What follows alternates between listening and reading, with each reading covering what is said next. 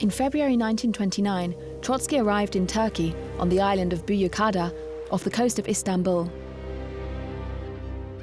His wife Natalia was with him, as well as his son, Leon Sedov.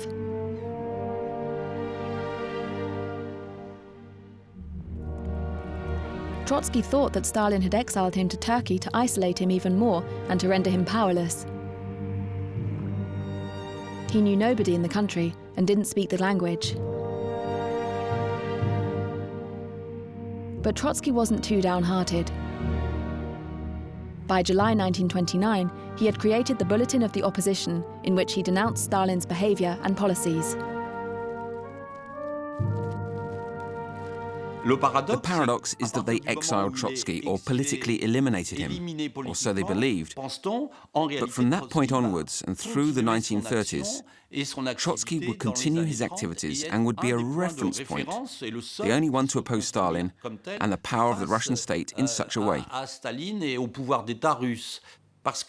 He was exiled not just because he was an irritation, but also because he refused political compromises or to be silenced.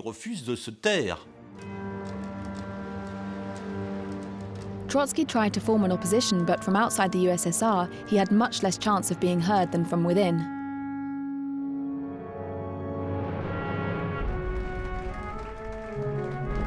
Stalin, the little hoodlum from the Caucasus, to whom nobody paid any attention, became the uncontested master of the Soviet Union.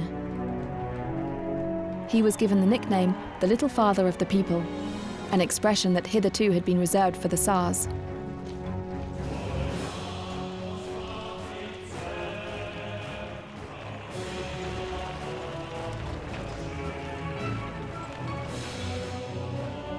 He gradually established his strategy, his networks, and his men to hold the USSR in an iron grip.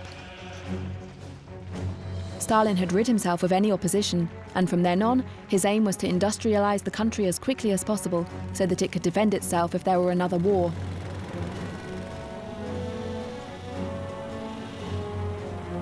In a few years, Stalin would completely change the face of the Soviet Union. He built the Moscow Underground, constructed new towns, dug canals, and erected dams. It was all part of the edification of socialism.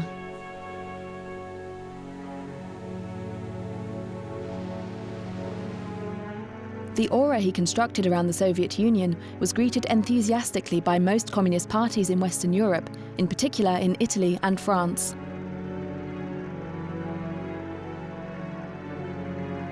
Nous avons la volonté d'aller plus loin, jusqu'à la République française des Soviets, que nous ferons triompher sous le drapeau de l'internationale communiste, sous la bannière invincible de Marx, Engels, Lénine, Staline.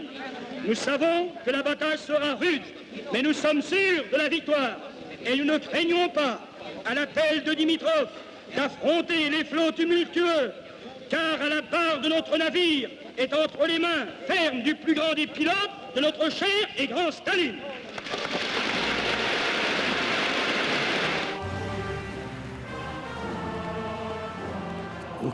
No secretary of a communist party at that time, from the early 1930s, could be appointed without Moscow's agreement. So it was either Stalin who personally oversaw it or his secretariat. And they usually chose these secretaries very carefully, someone about whom they had some compromising information they could use against them. Stalin became a hero for communists the world over. Moscow was a synonym for the Promised Land. Empowered by his strength and his success, Stalin had joined the big league, and his portrait now hung beside those of Lenin, Marx, and Engels.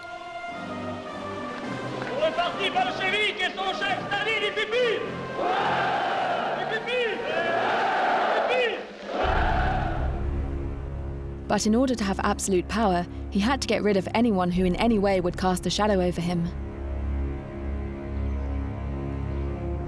Once again, Comrade Stalin pulled off a Machiavellian coup. He took advantage of the assassination of Kirov, a key member of the Politburo, who was executed in shady circumstances, to launch the systematic elimination of every enemy and to set in motion a reign of terror. As soon as he had the information, he immediately understood the political advantages he would be able to gain from this assassination. He headed off in his special train to St. Petersburg, or Leningrad as it was called at the time. He tidied things up, got rid of the witnesses who might have contradicted his version, and said that Kirov was assassinated by traitors of the party, and that Zinoviev was responsible. And so was Kamenev, and above them it was Trotsky. That allowed him to order the assassination of party members, which until that point had been virtually unthinkable. And from then on, obviously, it took on huge proportions.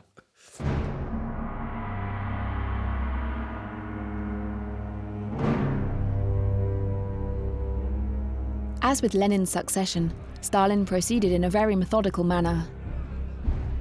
His strategy began with a huge propaganda campaign that went far beyond the borders of the Soviet Union.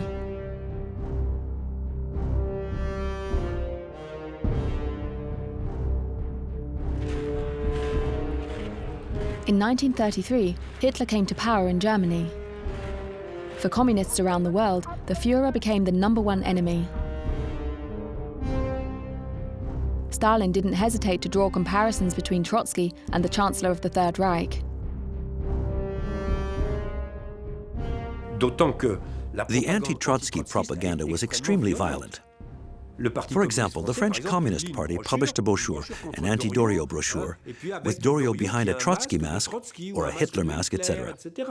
You can imagine during the height of the Popular Front, if you associated Hitler with Trotskyites and said they were Hitler's allies, the people were petrified. You couldn't support Trotsky, that would be unthinkable. So Stalin set an extraordinary propaganda steamroller in motion, in Vietnam as well, and China, everywhere. During the years 1933 to 1936, if a communist came across a Trotskyite, they would attack them and liquidate them, if necessary, physically.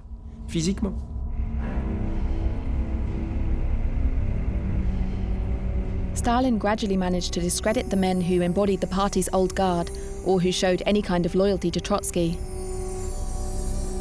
The second phase of their elimination was carried out through 3 trials held in Moscow between August 1936 and March 1938.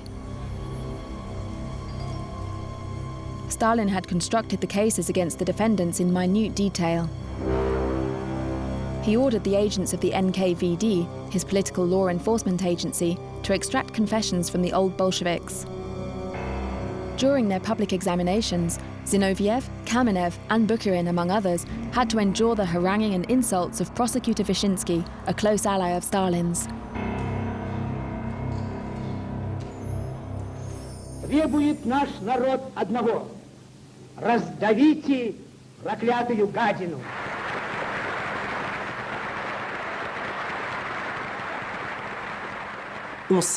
We now know that these trials were totally rigged. Totally rigged. They were complete fiction. The accused learned their parts, the prosecutor learned his, and they gave a performance. It was very well done. Because, as you know, when you're dealing with terror, you can get people to do exactly what you want. There are awful stories of them saying to the accused, "Did you place nails in the butter of the people?" And these intelligent men, these great intellectuals, would reply, "Yes, we placed nails in the butter of the people." "And did you put nails in the eggs of the people?" And these brilliant men would reply, "No, we couldn't because they had shells." The Foreign Press Corps was at the trials and thought it was completely normal.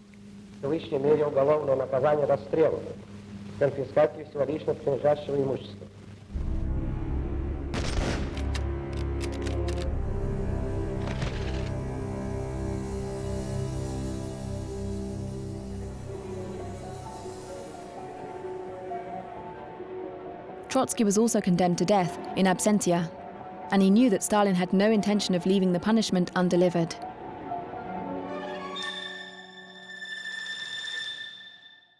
These trials developed not from communism, not from socialism, but from Stalinism, that is, from the irresponsible despotism of the bureaucracy over the people.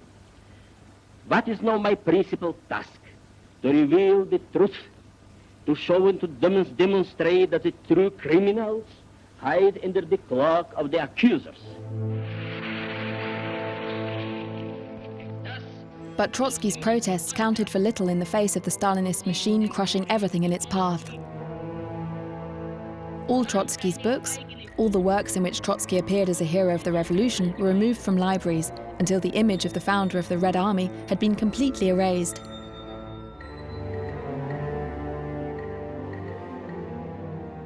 And there is that famous photo that has been retouched of one of Lenin's speeches on an open-air stage. And there's a little staircase up to the stage. And Trotsky is on the staircase. Then one day, he disappears. There's nobody on the staircase. And everything was like that. That was typical of Stalin's methods, the retouching of photographs.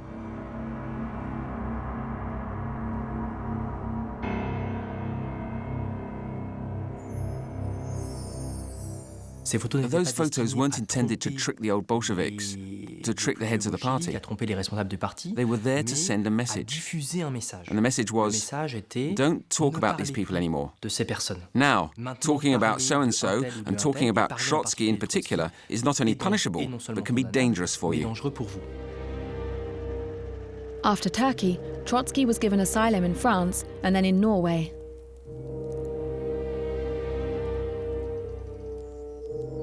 But gradually, he became undesirable right across Europe. No leader wanted to risk offending Stalin by welcoming Trotsky to their country.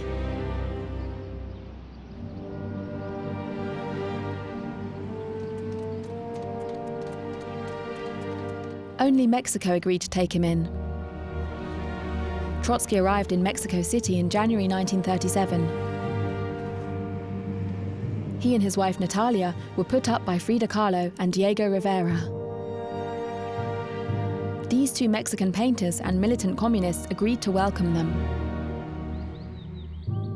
Trotsky still hoped to unify the partisans behind him. He created a new organization, the Fourth International. He also set up a commission to pull apart the accusations of the Moscow trials. But even thousands of miles away from the Soviet Union, Trotsky could feel the noose tightening around his neck. In 1938, he learned of the death of his son, Leon Sedov.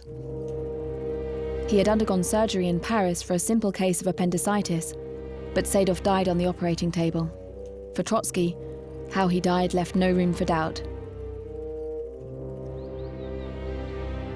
Stalin had assassinated his son.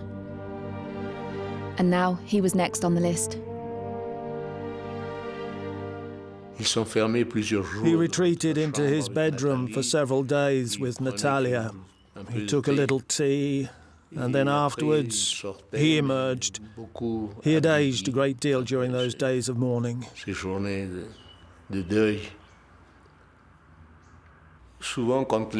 Often when the secretaries, the comrades and the guards talked to me, he would tell them, "Don't talk politics with my grandson." He wanted to keep me away from all that. His whole family had succumbed, perished as part of that struggle. So with me, he wanted his grandson to survive. And he succeeded. Nobody else in my family lived to be 88, as I am now.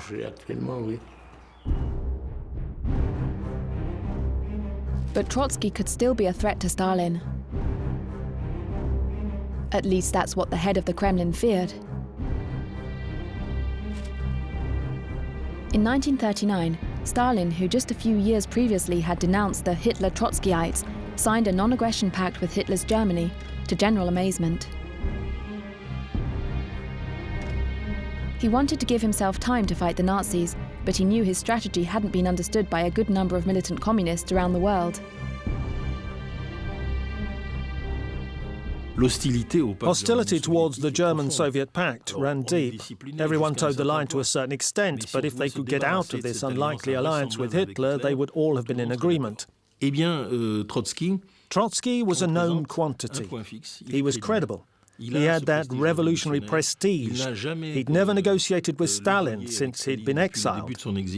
And just imagine if he'd clearly and determinedly taken up a position, calling on all militant communists to bury their differences and reject the German-Soviet pact.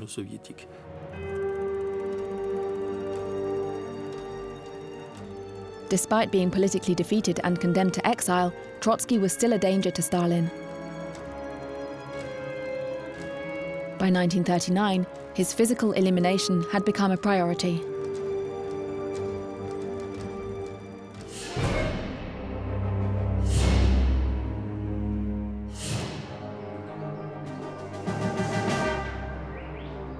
On the 24th of May 1940, around 20 men dressed as Mexican police entered Leon Trotsky's house. Armed with machine guns, they fired into the bedroom where he was sleeping with his wife, Natalia. Esteban, Trotsky's grandson, woke with a start in the neighboring room. My grandfather was half asleep because he used to take sleeping pills. Natalia quickly dragged him out of bed and pushed him into a corner, the southeastern corner of the bedroom, under the table. And that's what saved his life.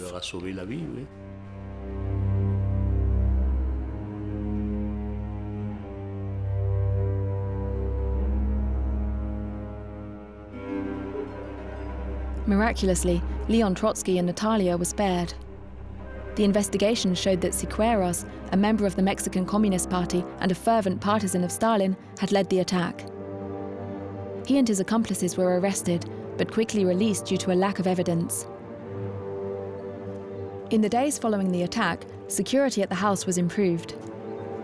Bulletproof doors were installed along with an electric fence and an alarm system. But Trotsky knew that the attack of the 24th of May was just a dress rehearsal. The next time, it would succeed. That's when Ramon Mercader entered the scene. This young Spanish communist, an agent of the Soviet secret services who went by the names Jacques Mornard and Frank Jackson, had been plotting to assassinate Trotsky for months. First, he seduced a young militant by the name of Sylvia Ageloff. She introduced him into Trotsky's household. Ramon Mercader gradually became a familiar figure. Sometimes he'd take us out for a drive through the Mexican countryside. Yes, he'd give us gifts too. Trotsky was so isolated in his lockdown Mexican house. He saw this young guy turn up. He seemed to be Belgian or maybe Canadian. Nobody really knows anymore, and it doesn't really matter. But he was a great admirer of Leon Trotsky. I don't really know much about politics, but I'd love to learn. And I'd really like to try writing an article in support of you. And there you have it. On the 20th of August 1940, Ramon Mercader said he wanted to show Trotsky an article he had written. Trotsky was sitting at his desk.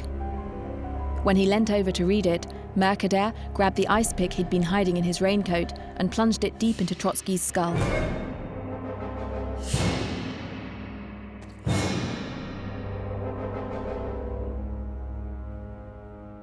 Then Esteban, Trotsky's grandson, who was 13 at the time, was coming home from school.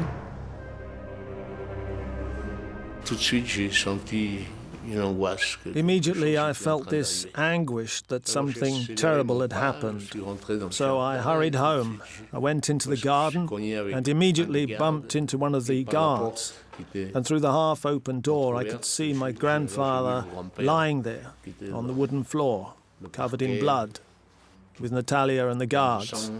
And when grandfather heard me coming, he said to the guards, "Get Esteban away from here.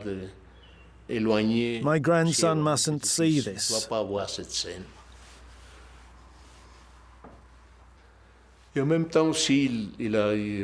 And at the same time, he said to the guards, when he heard the moans of his killer, "Don't kill him, he has to speak." N'allez pas le tuer, il doit parler.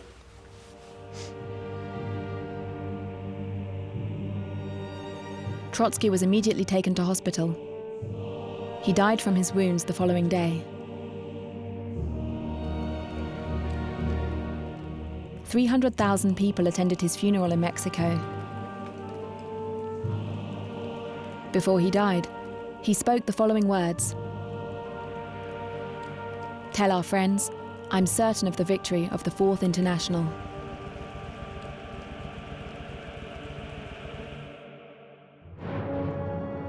Ramon Mercader was sentenced to 20 years in prison.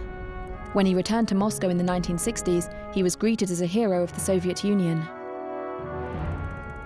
Trotsky went down in history as the thwarted heir, the man of a different communism.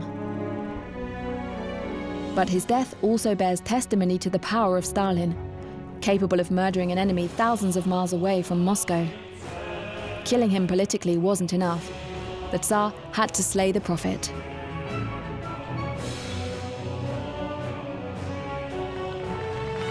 After Hitler broke the German-Soviet pact in 1941, Stalin fought an epic fight against Nazi Germany to stake his place as one of the great post-war victors. Right up there with Churchill and Roosevelt.